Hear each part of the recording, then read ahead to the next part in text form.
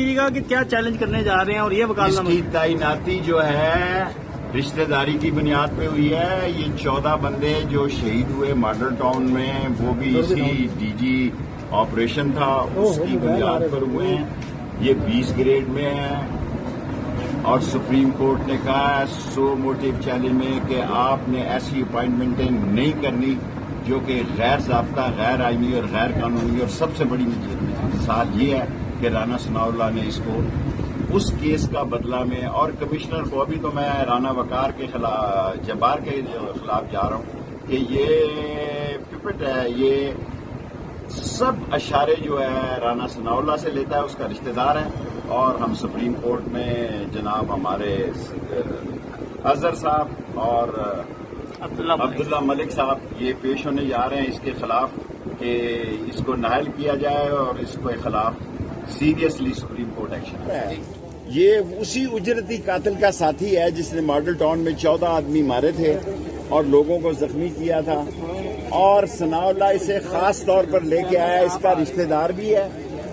اور یہ تحریک انصاف اور دوسرے اپوزیشن کے لوگوں کو کیسز میں ملوث کرنا چاہتا ہے. آج جسٹس فاروق حیدر صاحب کو انتظار صاحب نے, نعیم صاحب نے اور بھٹر صاحب نے اپلیکیشن دی میرے بہاف پر. انہوں نے 27 تاریخ کو سارا ریکارڈ طلب کیا ہے.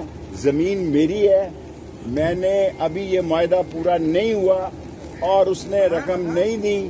صرف 16 منسٹریاں میں نے کی ہیں. میں 50 سال سے سیاست میں ہوں.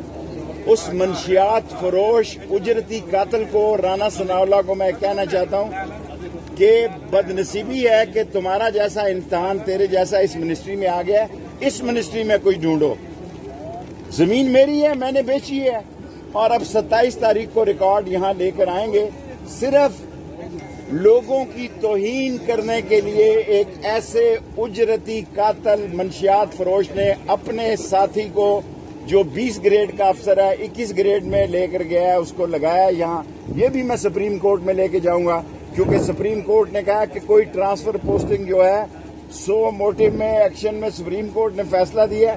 میں لے کے جاؤں گا, میں لے کے جاؤں گا یہ 14 افراد کے قاتل کو 20 گریڈ والے کو 21 گریڈ میں لگایا. باقی عمران خان شام کو آ رہے ہیں.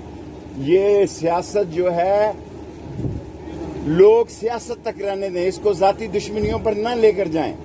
عوام کو فیصلہ کرنے دیں. انشاءاللہ تعالی خدا میرے کو منظور ہوا تو اکثری عوام کا فیصلہ عمران خان